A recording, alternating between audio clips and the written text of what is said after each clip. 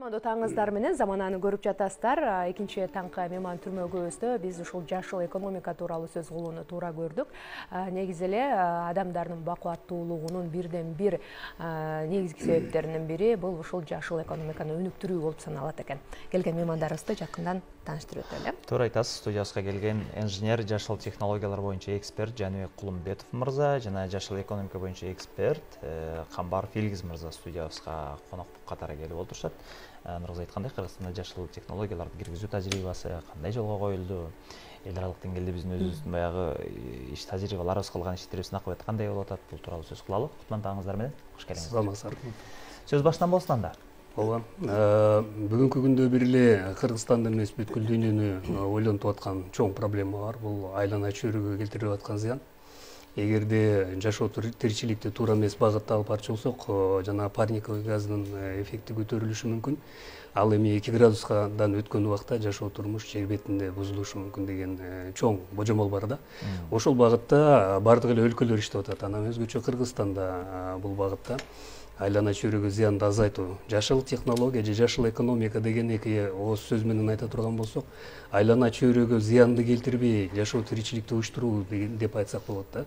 Эми бул багытта өнүккөн өлкөлөр, Европа өлкөлөрү алдыда баратат, көп алдыңкы тажрыйбалары бар, ишке ашырып атат. А бизде болсо турмуш тиричиликте кээ бир убакта көңүл бурбай, мисалы үчүн имараттарды көбүрөөк жылуулук талап кылгандай деңгээлде курулуп калып атат, көбүрөөк көмүр жагып коюп атабыз деген сыяктуу айлана чөйрөгө зыян келтирүүчү нерселерди көп чыгарып койгон шарттарды түзүп атып, бизде мисалы үчүн Бишкекте түтүн абалын алып келип атат. Ушундай эле абал бүт эле Кыргызстан боюнча. Өзгөчө биз иштеп аткан азыркы долбоор жөнүндө кыска айтып өтө турган болсок, Перета деген долбоор бул туруктуу өнүгүүгө туризм багытында шарт түзүү, бул энерго ресурстарды эффективдүү пайдалануу багытында, туруктуу керектөө жана пайдалануу багытында иш алып баруу, ошого жардам берүү багытында жүрүп аткан жумуш. Бул долбоордун деңгээлинде биз жакын арада ушул Европага атайын барып, ал жактын тажрыйбасы менен таанышып келдик.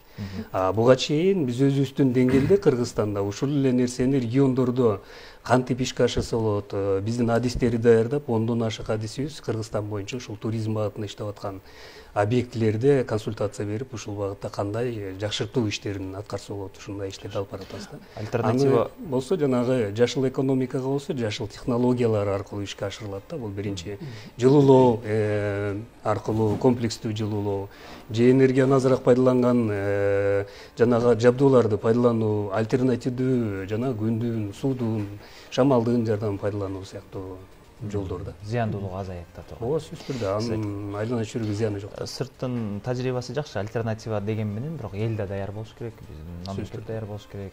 Сиз айткандай имараттардан баштап автоунаалардын түтүнү, сиз айткандай көмүрдүн түтүнү, катализатор деген бир маселебиз бар. Иши кылып, мындай бир канча факторлор бар да. Сырттардан эмнени алып келиңиздер? Мисалы үчүн шамал менен алган электроэнергия деп атабыз, суудан алсак болот экен. Бирок интернет булактардан карасак, ошол жана атайын бир волокно деген бир атайын зыяндуу заттан жасалат экен. Алар эртең иштен чыккандан кийин кайра эле аба ырайына жаратылышка зыян келтирет дейт да. Эмнелерди үйрөнүп келе алдыңыздар? Негизи биздин ошо Европага, Бельгия, Нидерландга барып келген тажрыйбабыз өтө ири. Ал жерде өнүккөн мамлекеттер өзүнүн алдыга чыгып кеткенин, ошолордун эң туруктуу өнүгүүгө салым кылган. Өзүңүздөр билгендей, климаттын өзгөрүшүнө байланыштуу 2015-жылы Париж келишими болгон. Ал жерде мамлекеттердин бардыгы кол коюшкан, анын арасында Кыргызстан дагы. Ошонун келишимдин алкагында ар мамлекет өзүнүн өлкөсүндө ошол кантип климатты сактап каршы болуп, ошонун улуттук деңгээлде кандай салымдарды кыла алат. Албетте көп долбоордун арасында бул ошо энергия эффективдүүлүк биздин Жашыл альянс Унисон менен биргелеп, биз ошо Перета проекттин алкагында өзүбүздүн дагы салымыбызды аракет кылып атабыз. Албетте биз ошо сиздин сурооңуз боюнча бардык технологиялар албетте жашыл боло бербейт. Бирок биз баягындай кайсынысы даражалап, кайсынысы бизге салымын көбүрөөк келе алат. Туура келет, Мисалы кайсыл келе алат? Узак мөөнөттө. Мүнөздөп кетсеңиз, мисалы кайсыл тармакты өткөрсөк болот да, кайсыл? Бизде Кыргызстанда өзүңүздөр билгендир 92% энергия бул суудан чыгат. Гидроэлектростанциядан, ГЭСтерден. 8% бул көмүрдөн, ТЭЦтерден. Албетте айрыкча Бишкекти айтканда, Бишкекте смог кышында өтө бизде күчөп, тилекке каршы көп биздин шаардыктарыбызга, шаарда жашаган зыян келтирет ден соолугуна. Албетте бизде дагы ошол алкагында долбоорлорубуз бар. Бул ошол өзүнүн үйлөрүн жылытуу, күндүн нурунан солнечный панель аркылуу энергияны алуу, теплонасостордон аркылуу. Албетте бул баары жок адамдын аң сезимине биринчиден өзгөрүү керек, түшүнүк болуш керек. Бир гана жөнөкөй адамдардын арасында эмес, мамлекеттик деңгээлде. Анан биз баягы мындай чоң ийгиликтүү долбоорлор мамлекеттин негизи жашыл экономикага багытын алып келүү, бул бир гана саясий эрк эмес, бул ошондой эле каржылоо маселеси. Өнүгүү мамлекеттердин арасында Кыргызстан дагы кирет, өнүгүп жаткан мамлекеттерде. Ошон үчүн сырткы каражаттан көз карандыбыз. Ошолорду сарамжалдуу жолунда колдонуу, ошол берилген акчалай же ошол гранттарды биз мындай акылдуу колдонушубуз керек да. Бирок ошону акылдуу колдонуш үчүн биз практикада түшүнүп атабыз, бул ошо экономика, жашыл экономика, климаттын өзгөрүүсү жана экологияны сактап калышуу негизи түшүнүгү керек экен. Адис эмессинби, негизи ошол биздин чечим кылган инсандар кол коюп миллиондогон кыргызстандыктын тагдырын чече турган адамдардын түшүнүгү болуш керек биринчиден. Ошондуктан бул жерде долбоорлор көп буюрса, бирок аларды мыктуу ишке ашыруу, өзүнүн ыкмасын жөндөмүн таап, каражатты ысырапчылык жолу эмес, сарамжалдуу жолу менен ишке ашыруу абзел. Мен кошумча кылып койдум. Бул жашыл технологияларды киргизүү аркылуу жанагы айтып аткан зыяндын баарын азайтуу мүмкүнчүлүгү бар да. Ошондуктан мындай эле жөнөкөй тил менен айта турган болсок, Кыргызстанда жалпы имараттардын саны 1,44,000.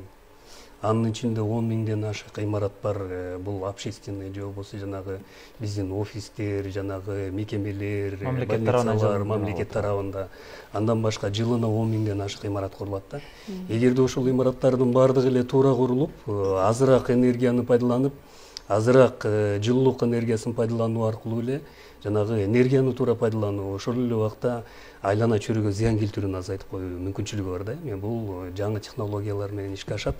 Анан бул боюнча биз иш алып барып атабыз, бирок ошол алып барып аткан ишибизде канчалык деңгээлде жыйынтыгы болот, ушуну жасап жакшы деңгээлге жеткен эменин көрүш үчүн жанагы биздин Европага болгон биздин баруу жана тажрыйбабыз болду да. Ал жерде биз 2 өлкөдө болдук, Бельгия менен Нидерландыда, 3 шаарда 13 жолугуш өткөрдүк.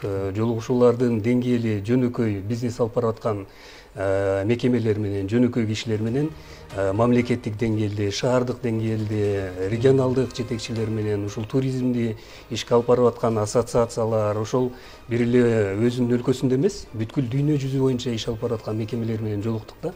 Мисалы үчүн биздин бул долбоорду колдоп аткан Евросоюздун колдоосу менен ишке ашат.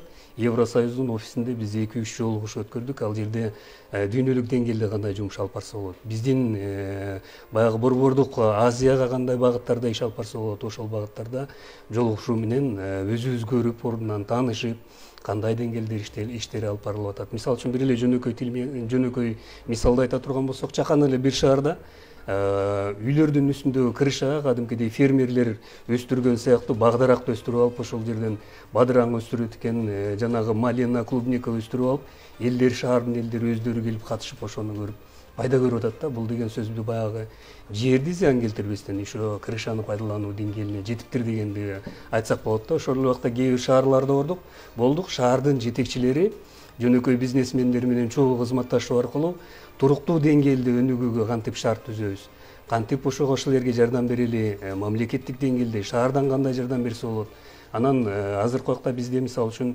көлдө чоң маселе болуп атат. Очистной сооружение чечүү боюнча аны бизнесмендер өздөрү иче албай турган деңгээл болушу мүмкүн да.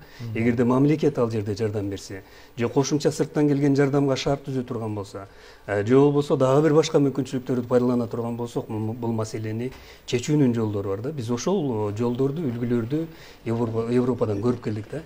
Биздин максатыбыз ошол биз менен чогуу барган делегацияда, мисалы үчүн Гостройдун жетекчиси болду, Госстандарттын жетекчиси болду. Аппарат президенттен ушул биздин Кыргызстандын стратегиясы өнүгүүсү боюнча багытта иш алып барган адистер болду, жетектөөчү адистер. Туризм стратегиясы менен иштеген адистер болду. Курорт ассоциациясынын ишке алып бараткан мекеменин жетекчилери, туризм багытында окутуу иштерин жүргүзүп аткан мекеменин өкүлдөрү болду да. Булардын баардыгы эмне үчүн биз баарын бириктирип алып баратабыз? Себеби ушул ар бир багытта өзүнчө жумуш жүрүш керек да. Ар бир багытта кандай жумуш болуп атат, ошол мекемелер менен алардын тажрыйбасы менен таанышып, ошону бизге жайылталы, ушуну жакшы бир деңгээлге коелу деген максатта барып келдик да. Негизи биздин максатыбыз жанагы биздин коллегам айтып өткөндөй 50-жылдарда биз деген түтүнү жок өлкөгө өтөбүз деген милдеттенмебиз бар да. Ал өзүнөн өзү ишке ашпайт.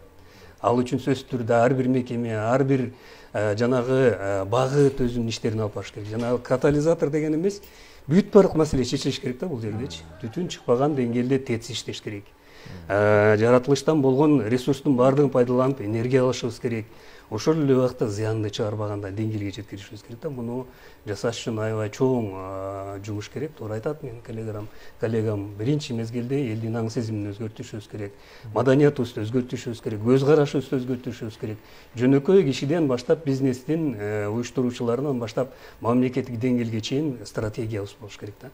Ошондо жанагы айтып аткан милдеттенмелер ишке ашат. Түтүндөн арылабыз. Ошол эле убакта бул жерде бир жакшы нерсе бар да. Жашыл технология, жашыл экономика бир эле убакта бизнесмендин иштеп аткан бизнестеги кишилерге каражатты көбөйтүүгө шарт түзөт да. Мисалы үчүн көмүргө 10 тонна көмүрдүн ордуна 5 тонна жага турган болсо, 5 тоннанын акчасы калып атат да. Бул жөнөкөй тил менен айтып атам. Башкача бир мисал катары күндүн жардамы менен алган энергия бул бекер энергия да. Ошо менен жылуу суу алсак болот, ошо менен отопление кылсак болот. Ошон менен тиричилигибизди уюштурсак болот да. Биз ушул багыттарды жайылтып ишке ашырып атабыз да. Ошол убакта эле жанагы тажрыйба менен бөлүшүп, таанышып келдик. Ушуну жайылталы деген максат бар да. Жакшы демилгелерди айтып жатасыздар да. Негизи Кыргызстанда ошол нерселерди ишке ашыруу боюнча ресурстардын баардыгы бар. Бирок адамдардын аң сезими анан мындай колдоо мамлекеттик деңгээлде болбой жаткандыгы албетте өкүндүрөт. Анан бирок азыр имараттар тууралуу айтып өтпөдүңүзбү? Сиздердин мындай болжолдуу эсептөөңүздөр барбы?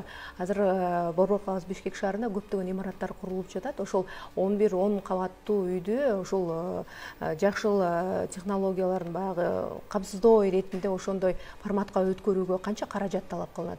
Бир кезекте ошону эсептөөдө үйдүн баасынан да ашып кеткен учурлар болгон да.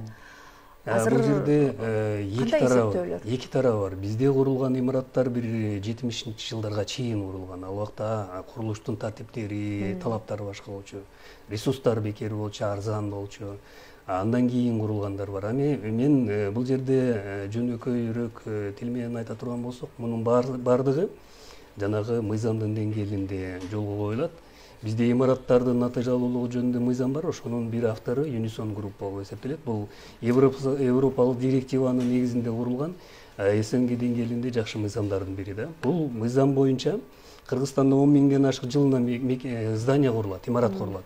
Ошонун баардыгы эгерде 150 квадрат метрден ашык болсо, 300 квадрат метрден ашык болсо, энергоэффективность класса Б деп коет да. Энергияны аябай аз деңгээлде пайдаланган деңгээлде курулуп бүтүрүш керек да. Эгер ошол талап аткарыла турган болсо, жылда курулуп аткан 10 миң имарат эле ошол деңгээлде курулушу мүмкүн. Анан эми каражат деген маселени көтөргөндө биринчиден жанагы жаңы курулуп аткан имараттар талапка жооп бергенде деңгээлде курула турган болсо, ал жерге каражат кереги жок. Курулуп атканда эле ошол маселе чечилет да. Экинчи маселе бул курулуп аткан үйлөрдүн азыр байкап атасыңар, жаңы курулган үйлөр жөнөкөй үйдү өзүбүз куруп атканда да жылуу ыкмасын сөзсүз пайдаланып атабыз. Бул маданият, ушул мүмкүнчүлүк, маалымат жакшы таралып атат дегенди билдирет да. Айылда деле ошондой курулуп калды. Болгону ошону туура куруш керек, туура жасаш керек. Биздин мекеме ушул багытта баягы консультациясын берет, окутат, тарбиялайт. Мисалы үчүн туризм багытында биз 300дөн ашык мекеменин жетекчилерине атайын семинар уюштурдук. Ал жерде ушул багыттардын баардыгын окутуп үйрөттүк да. Бул бир жол. Экинчи жолу азыркы убакта биз жанагы Европага барган убакта каржылоо маселесин кантип чечиш керек. Маселе ушуга келип такалат да көбүнчөсүнчө. Өзүм деле үйүмдү жылуулайм десем, мага каржы керек болот да. Мунун дагы жолдору көп. Технологияны билсең, туура жасаганды билсең, материалды туура пайдаланганды билсең, сатып алып эле туура технологияны ишке ашырып, бизге окшогон адистердин тренингинден өтүп, консультациясын алып, аны бекер жасап коюу мүмкүнчүлүгү бар. Экинчи мүмкүнчүлүк. Кечээ күнү эле чоң чогулуш болду Хаятта. Бул каржылоо, жашыл каржылоо багытында иштер боюнча да.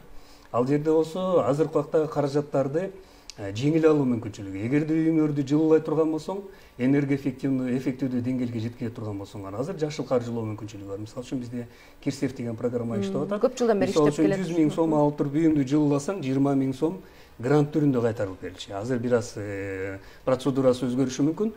Бул жеңил каражатты алуу мүмкүнчүлүгү. Ушул эле мүмкүнчүлүктү жанагы мекемелер дагы алып пайдаланса болот да.